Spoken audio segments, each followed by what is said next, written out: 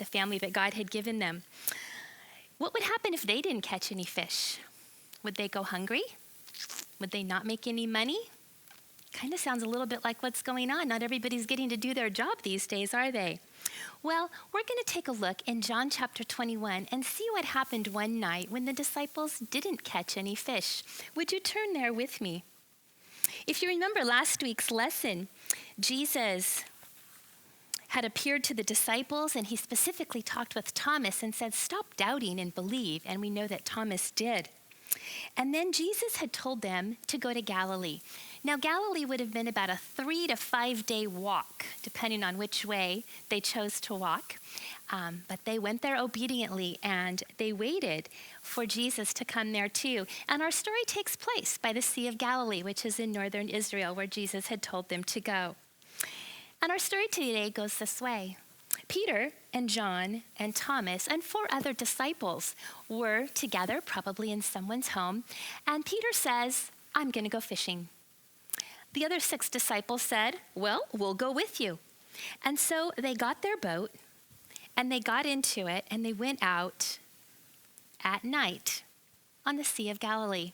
Now you might be wondering, like I was, why would you go fishing at night? You can't see what you're doing, right? But if you were a fisherman on the Sea of Galilee, you knew that during the day, while it's hot, the fish go down deep in the water where it's cool. And it's at night that they come up close to the surface to eat.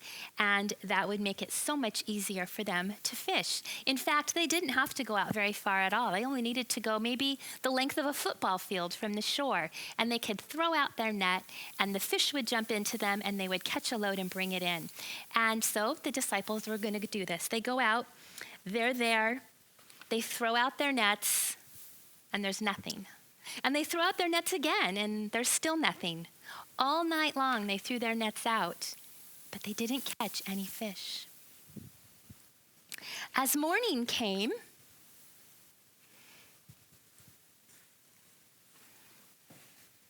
they're still out there. And someone appears on the shore, and he yells out at them, "Friends, did you catch any fish?" "No," said the 7 disciples.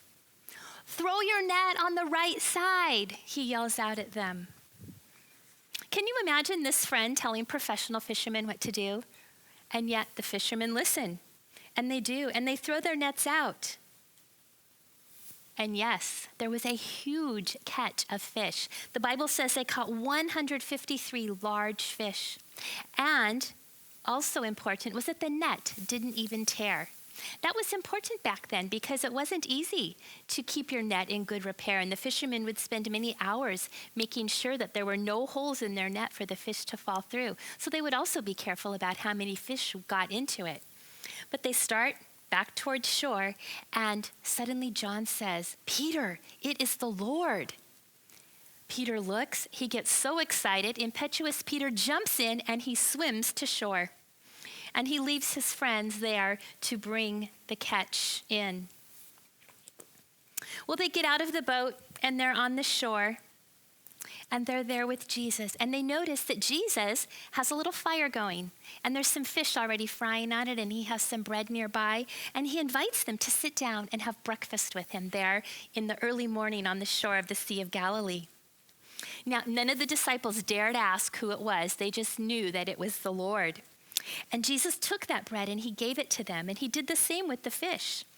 This is now about the 3rd time that Jesus has appeared to his disciples after he raised from the dead.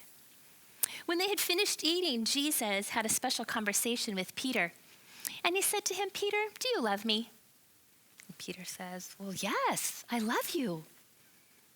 "Well, then feed my lambs." And Jesus says again to Peter, "Peter, do you love me?" Peter says, "Yeah, I already said that. I love you, Lord." And the 3rd time Jesus asks. Now Peter's hurt. Why is Jesus asking me 3 times if I love him? "Lord, you know all things. You know that I love you," he says. Why did Jesus ask him 3 times? We can find that answer in Matthew 26. It was the night before Jesus was crucified. And 3 times Peter was asked, "Are you a follower of Christ? Don't you know that man Jesus?" And every time Peter said, "No."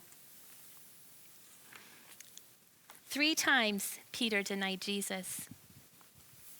But now Jesus has given Peter an opportunity to be forgiven of those. Because now 3 times he has said, I love you, Lord. And then Jesus says to him, feed my sheep and follow me. And Peter did. And we'll learn more about how Peter followed Jesus next week. But for today, what could we learn from this story? I think there are 3 lessons for us. The first lesson is that Jesus provides just exactly what we need. He provided the fish for the disciples when they needed it, when their nets were empty. Perhaps there's something that your family needs right now, and you could pray together and you could ask Jesus to meet that need. Then we know that Jesus gave Peter 2 commands. He's been forgiven, and now he has to live here on earth. What is he going to do? He needs to grow. So he needs to first follow Jesus. How do we follow Jesus? We read our Bible, and we obey it and do what it says. Jesus is often called himself the Good Shepherd, and we are his sheep, and so we can follow him like that.